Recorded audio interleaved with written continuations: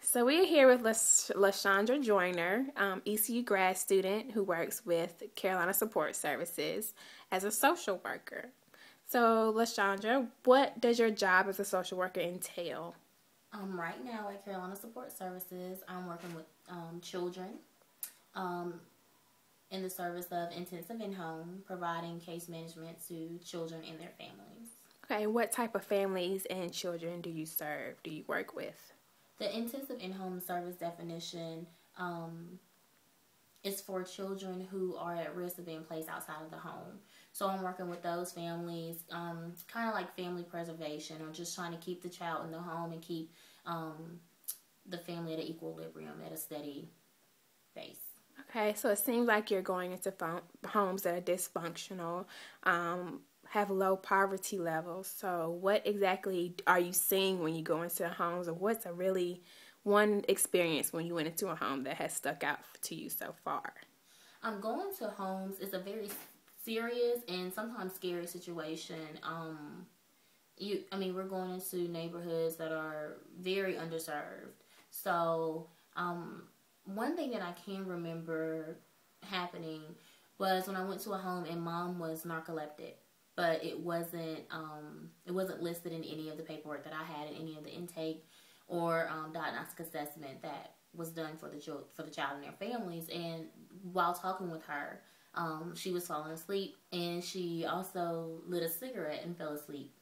So that was kind of dangerous and kind of crazy, and that was in the beginning stages for me working there. So it almost scared me away, but that's just one of the things like that we see on a daily basis with social work. So with the mother being narcoleptic, how is that affecting the children that are living with her in the home? In that particular home, that was the main issue, and that's why the children were at risk of being placed out of the home. They felt like mom was kind of unfit. She didn't really have any support, and she was narcoleptic. So just knowing that, we know that that can cause a lot of problems. The children were neglected, but she had a medical issue, and so we just have to deal with that. So going into homes and seeing children and mothers and families like that in bad situations such as that, does your heart get attached to some of the situations or children that you go see? Of course, of course. We have to find that fine line as social workers from being empathetic and being a little bit too caring or attached. But yeah, the children every day they are neglected or at some way at risk of being placed out of the home, whether it's a disorder with a child, a parent, or any conflictual dysfunction that's going on in the family. So yeah, I get attached, but it happens, and I have to learn to get my thick skin as a social worker. So that means when you go into a home, of course you would want to take any caring person would just go ahead and take the child out of there and try to maybe even help them yourself or bring them into your home, or just seeing situations like that and knowing you have to follow certain guidelines and you can't do that is a issue. And do you find yourself doing that? Like, I really wish I could take this child home with me and help them and get them out of this situation that they're in now. Yes, I find myself with my job being the case manager, waking up early mornings, taking those children to school when mom doesn't, wake them up in the morning to get on the bus. I find myself picking them up from school. I find myself just providing transportation to anywhere they need to go.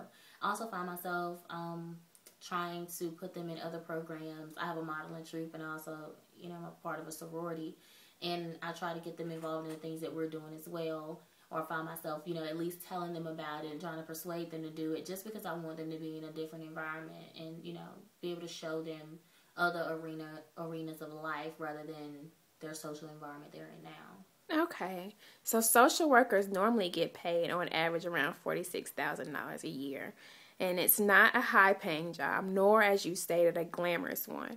So what has made you decide to make social work your career? Social work can be higher paying, just depends on what field you go into. My goal is to be a clinical social worker.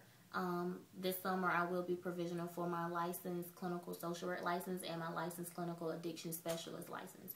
So those will definitely increase my pay. So that's why I entered it. I'm way more clinical. I want to do therapy. I don't plan on doing case management for my entire career. So hopefully I'll get paid more with that. As far as being glamorous, it's not glamorous. You deal with heartache, pain, dysfunctionalities, all kinds of things. All kinds of things that you would never imagine people going through. However, my goal is to help others.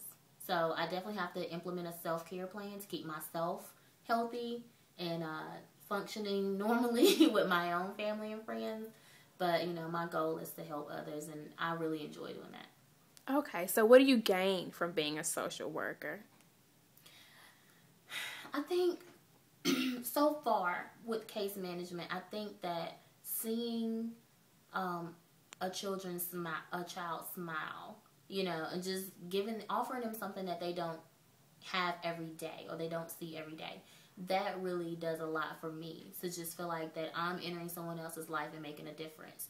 That really, it really just makes me feel like this is what I want to do.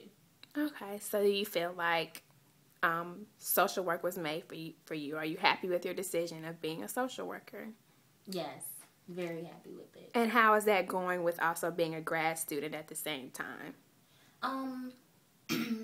A lot of people say that it's difficult. I find it to be better, me entering my career right now, working as well as being a student, because I can take the things that I'm learning right now and apply them right now. And so I think that it's really helped me out a lot.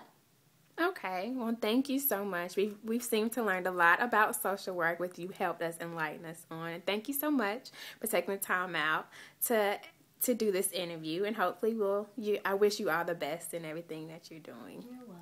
Thank you. Thanks.